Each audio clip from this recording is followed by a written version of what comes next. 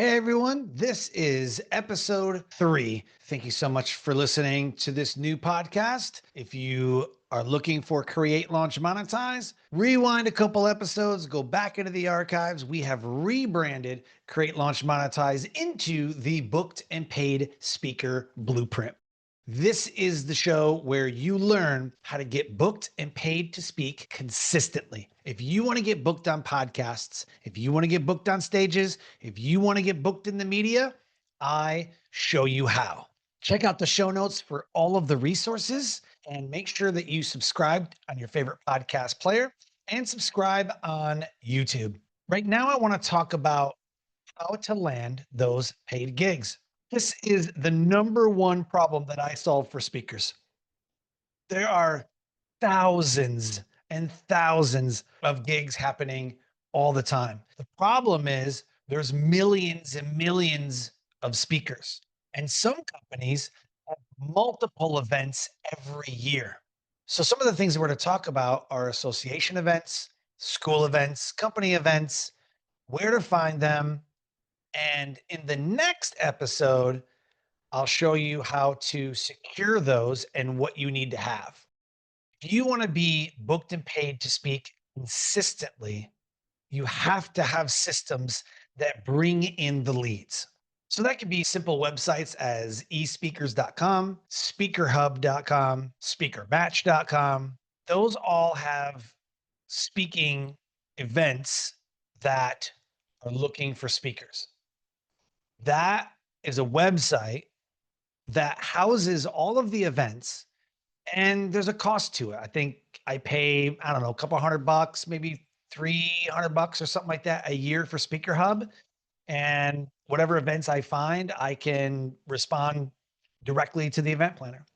Speaker Match, same way. eSpeakers, same way.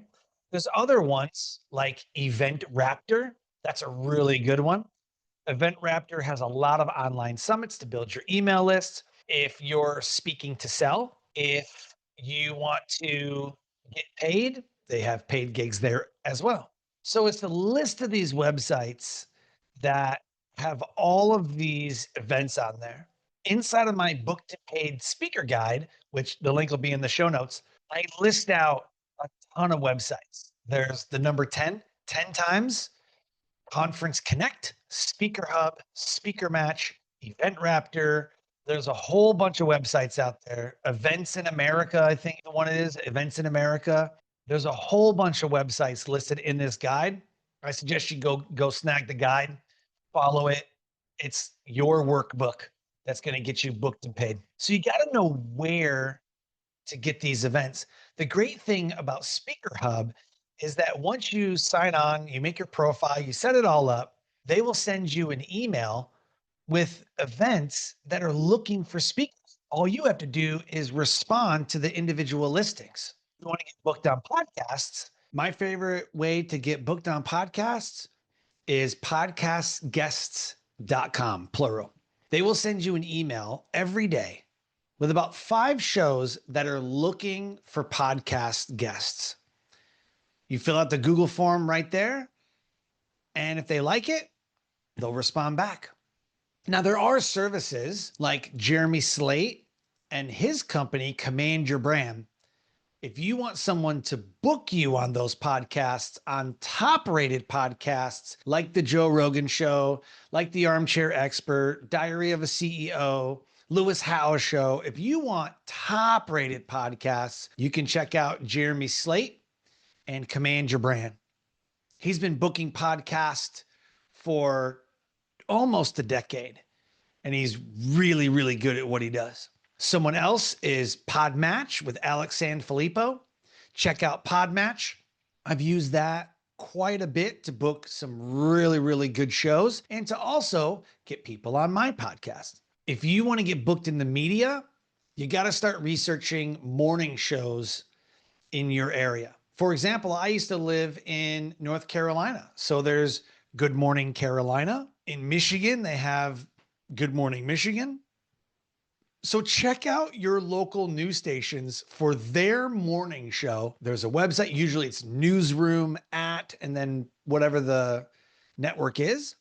But check out and just Google morning news shows in my area, and then email them what you want to talk about, why they should choose you, and why it's relevant. If you want to produce content or if you want to be relevant, there's a way that you can download. It's a list somewhere, but just Google awareness days, weeks, and months.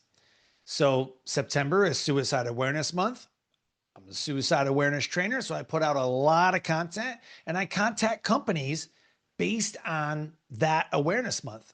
October 10th is Mental Health Awareness Day. In May is Mental Health Awareness Month. It's also a month of the military. This year in Veterans Day, I had every single day from Sunday to Friday, I had a speaking gig about Veterans Day.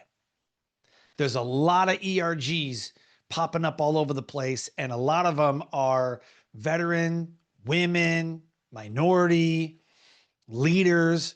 And these ERGs, the employee resource groups, pay speakers to come in.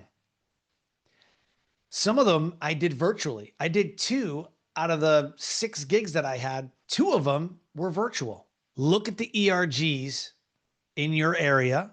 Look at the companies that you know of. Make a list, make a dream sheet, and start contacting them. Also, what you want to do is you want to make sure that your signature talk is relevant for that particular company or that particular awareness day, week, or month. If you can speak to that particular awareness month, like mental health or cancer, heart disease awareness, mental health awareness, something awareness, then you need to start contacting media about 2 months in advance. Hey, listen, it's February, but in April comes this. I would love to be considered. And then you just reach out every week.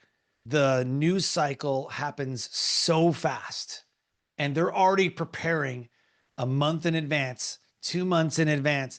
They're already preparing what they want to talk about in the coming weeks and months. So you need to be able to speak to that immediately. Same thing on podcasts. When you want to get on podcasts, it's not just for recognition. It's you giving value to the podcast audience. It's the same thing in the company. You're speaking to the company. You're speaking to the leaders. You're speaking to the employees. Why should they listen to you? That's what you need to communicate to the event planners when you're trying to land paid speaking gigs. They want to know why you. I get no's all the time. There was one I was hoping to get booked for a December event, and they said, yeah, we're just going to do a holiday party, kind of rah, rah, rah. But we really want to set the goal planning for 2026. Like, we really want to set this vision. And so we really want someone to come motivate them during this moment so that we can be motivated to achieve the goals that we set at this meeting for 2026. Well, as negotiations went on and I was talking with them, they decided maybe we'll go in a different direction. And I get that all the time. No, we're not going to hire you as a speaker. We've gone in a different direction. I always kind of laugh and I'm like, and what direction is that? Because I want to go there too, in that direction. But they decided that they were going to have a comedian and do a family feud night. I can't really compete with that. I can't really get mad at that. Or sometimes they'll say, the event was canceled. We don't have the budget. We're just not going to do it. And you can't really get mad at that. But your response in that email should be something like, thank you for letting me know. If anything changes, or let's say they hired another speaker, or you just got to know. If anything changes or the speaker falls through, please keep me in mind. I would be honored to speak at any future events that you need a speaker for. Thank you so much for your consideration, and I hope you have an amazing event. And that's it. That's it. If it's an annual event and they say this is an annual event, we're going to have it every year, awesome. When is a really great time to reach out and discuss booking for this event? And maybe they'll say, 3 months, 4 months. Our events in September, we usually book the speaker 6 to 9 months out.